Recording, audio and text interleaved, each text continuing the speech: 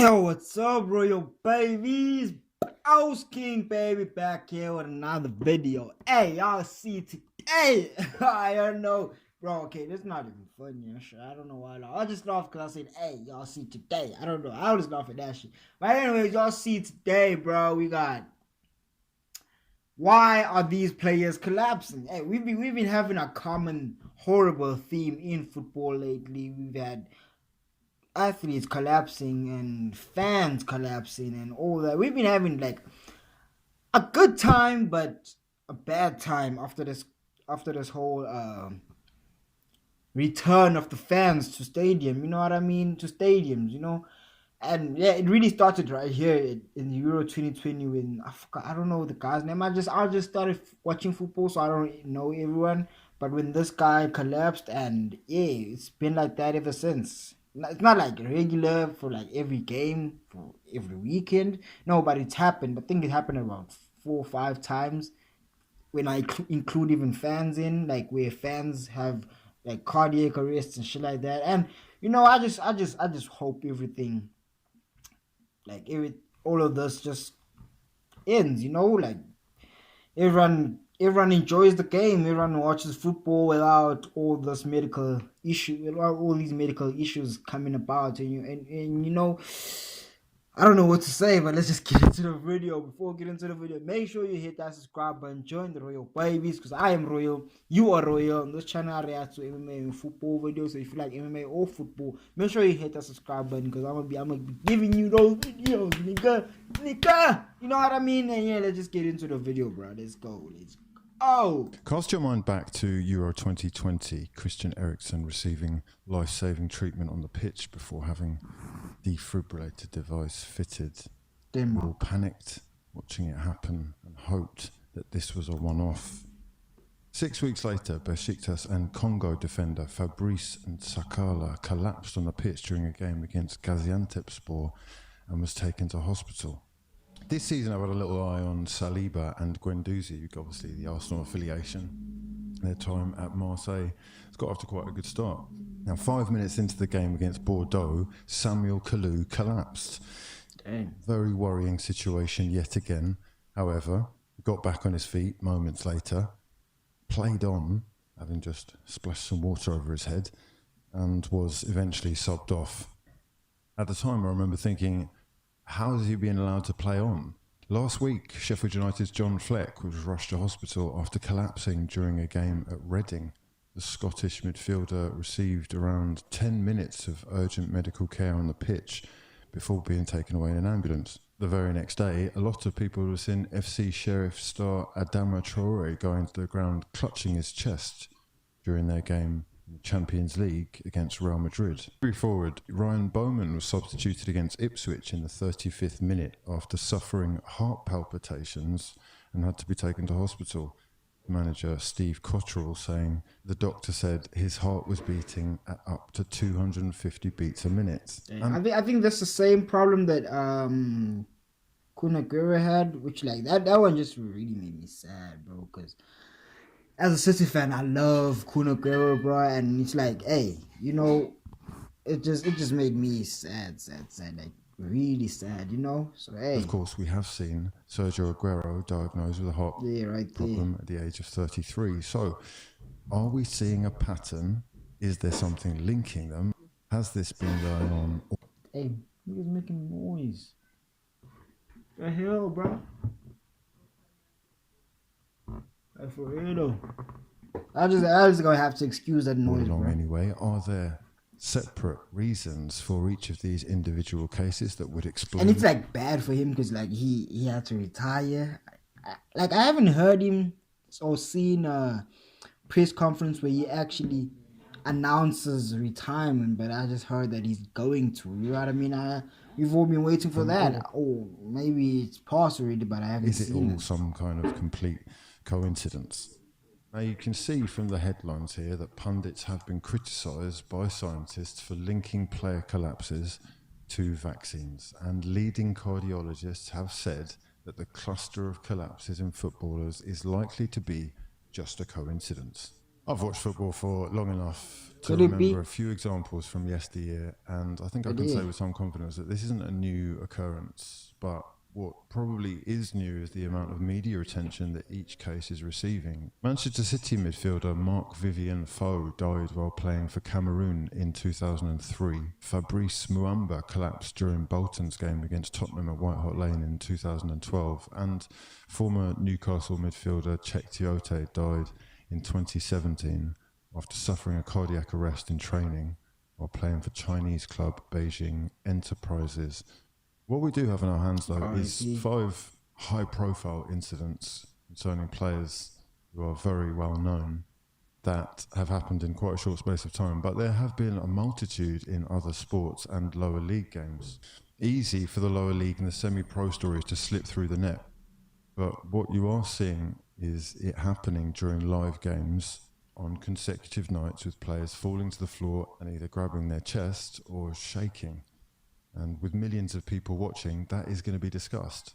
Heart problems are not unheard of, especially in football and on the pitch. And sometimes these things can be missed, or for no apparent reason, they can just happen.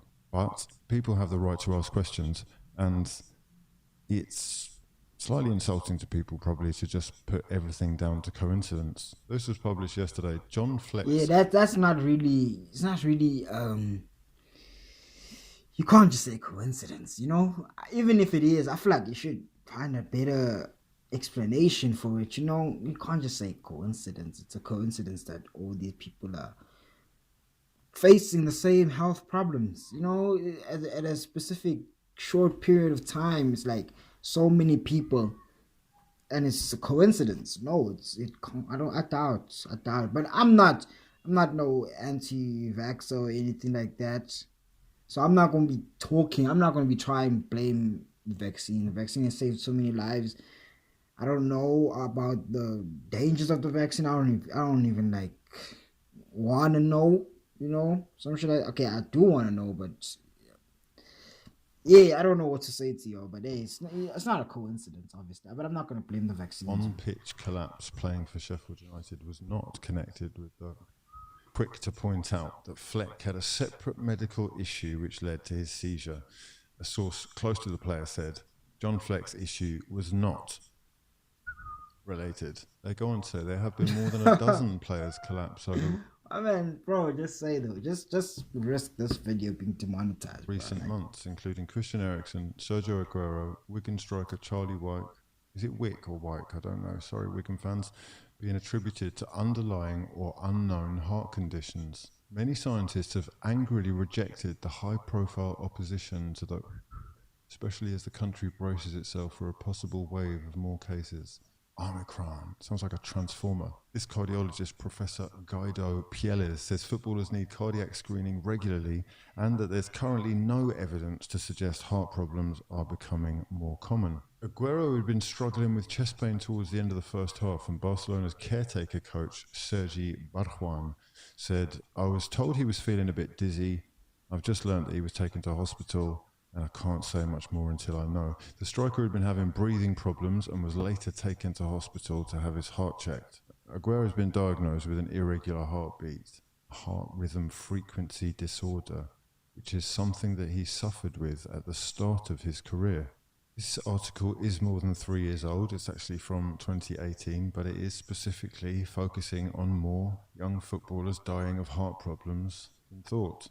FA increases number of screenings for youth players after study finds several players died of heart problems not spotted by tests. Here we have a BBC News article from 2018 saying footballer heart death risk underestimated.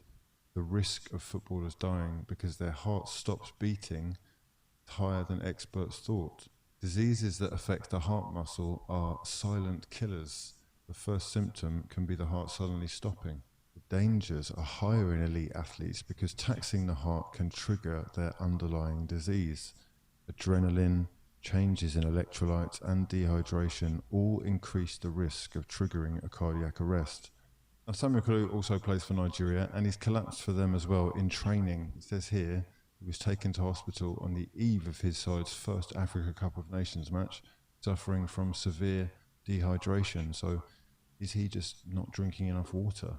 I don't know anything, but I do know that it's not normal for, healthy, able-bodied young athletes to be dropping like flies. Especially athletes, bro. I've had the pleasure of working at Channel 4 News, TalkSport, and a whole host of others along the way, and I can say with some confidence that you, your children, your parents will probably never make the headlines. Sorry to break this to you, but no one really cares about you. You are a monetizable statistic.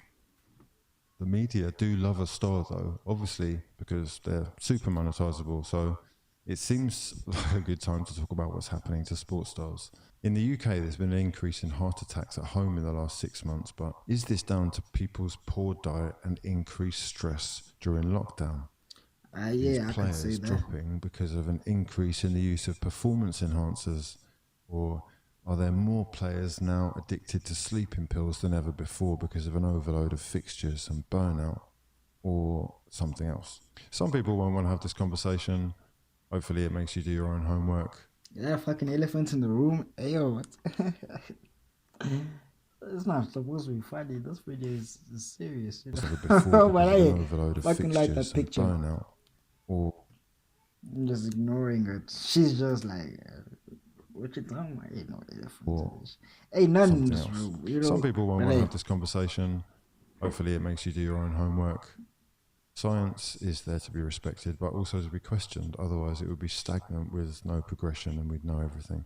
I assure you that I don't know anything, but it is worrying seeing healthy, able-bodied young athletes dropping. The safe assumption to reach here is that there are also thousands of unknown people, healthy and unhealthy, who are also collapsing in similar circumstances. Hypertrophic obstructive cardiomyopathy, nicknamed HOCM, is a disorder that makes the heart of young athletes operate like that of an 80-year-old.